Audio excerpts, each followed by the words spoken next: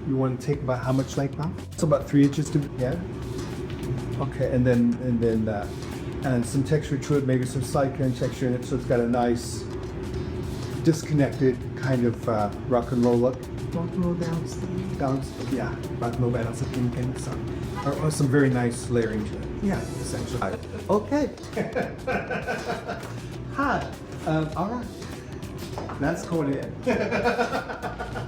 Okay, getting right to it. The first thing I do is let the sections from the occipital bone and just below come down and cut them across nice and clean. Any of them that get too thick, you can see I gently point cut them. The point cutting is extremely gentle because I do not, and very specific because I don't want to create a lot of texture there.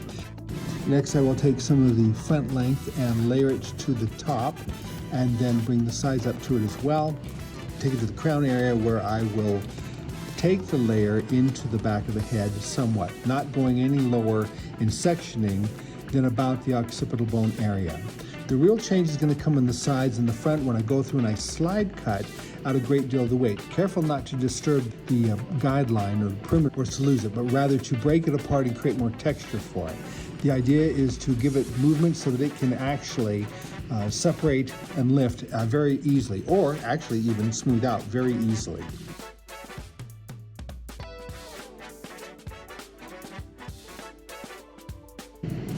I do use Hikaris for this. I don't want to use a shear that isn't absolutely as sharpest as it can be, or not top of the game, and so I like to work with Hikari Cosmos. I don't work for them, I just really like their product and always have. After I have done this to the top and the side sections, I'm then going to go back and using my ceramic ionic brushes that the handles can be removed, I roll them in, take the handle away, add heat through the brush, let it cool down. I'll do that through the front, the top, and the sides, and the side back, everywhere. And after it's cooled down, gently pull it out, and then stroke it as I wrap my fingers around it to pull it through so that everything stays nice and consistent. No curl added, but a lot of smoothness added to the look. So this will be a lot more conservative looking at this particular point in time. You could also use a stronger gel, lots of hairspray, and give it a much messier or much more of a rock and roll look. Just depends on what you're going for on any given day.